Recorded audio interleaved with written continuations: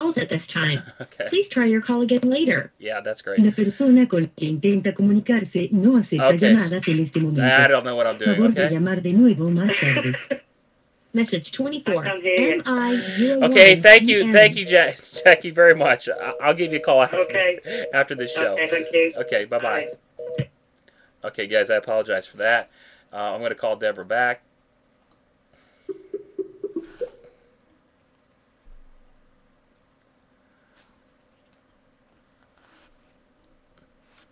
And I'm calling her back right now.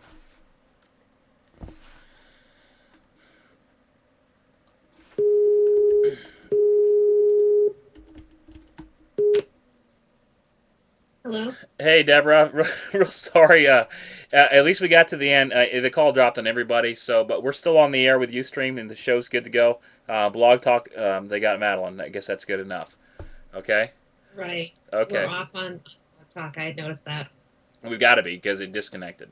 So Well, yeah, it's just waiting for host to call in again. yeah. Well, they can keep on waiting. Um, I'm sorry, but that's what we have to do. I appreciate her calling in and getting in contact with us. Like we said before, I'm open to anything, and I mean we're in to hear anything. Personally, I do believe that Madeline's still in Port Luge.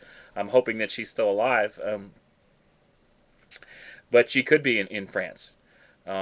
It would make some sense too with some of the reports there too. So, any thoughts on that before we move on? Well, my thing is with the Prairie du Luge area, Mm-hmm. these tunnels are being used. They have the tunnel system there. If the PJ were not to be involved, why wouldn't they be doing something about policing those tunnels? There you go. I think if organized crime is involved, organized crime takes over politics, takes over the police and stuff like that. I mean, they all the police might not be part of the organization, but they know how their bounds. They know how far they can go. So if that's the case, then they'll never search where they'll never find her if she's down there or Well, what. to me, it's all very simple. You Yeah, go get search. down the tunnels and you go beat up against the doors in those tunnels Yeah. and take a look. Seriously, it's really, to me, it seems that simple. Apparently, it's not. No.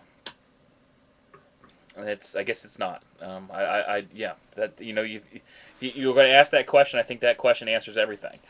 Why hasn't there really been a search for Madeline in the first place? I mean, I don't. As far as I know, there hasn't been a door-to-door search in the community yet.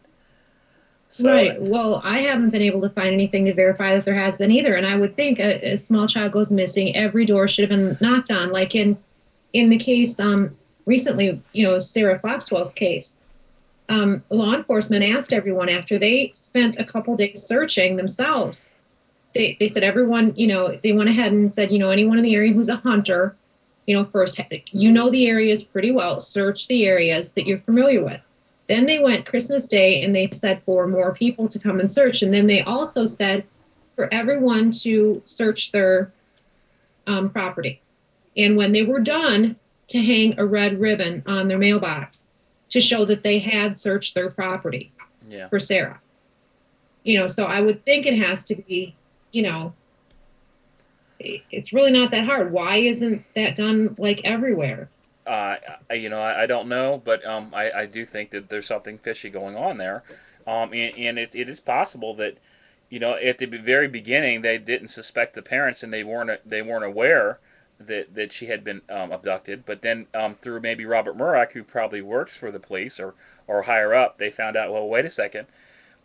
We kind of know what happened because I believe they had Robert Murdoch as a suspect in the parents right up from the beginning.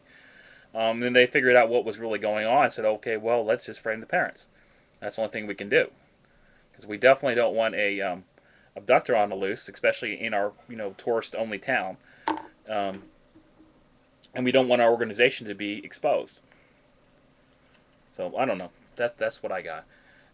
Let's move on, okay? The tourist areas are the worst ones to work in. Like we've seen that in other cases before too. Yeah.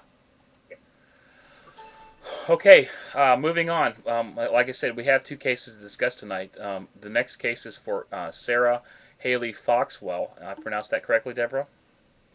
Yes, you did. Okay, now this is a little bit different. Now, unfortunately, she has been located. She has been located deceased. The only reason why we open this case is because I think we have some information now, and especially after doing a redo, that this case may be related to some other missing children. I think maybe maybe actually a missing teenager that they have probably classified as a runaway, which I don't think is. So, Deborah, what information do we have for Sarah Haley Foxwell? Well, Sarah Haley Fossil went missing on December 22nd. That was this past Tuesday. And she was last seen about 9:30 at night when she went to bed. She was sleeping. She's 11 years old. She was 11. She was sleeping in the same room with a 6-year-old sibling. Mm-hmm. Her aunt had guardianship of her and her sister at the time. And the next morning, it was discovered that she wasn't there. And it turned out that the 6-year-old sister said that she had been taken by Tommy. And she described what Tommy was wearing. And it turns out that Tommy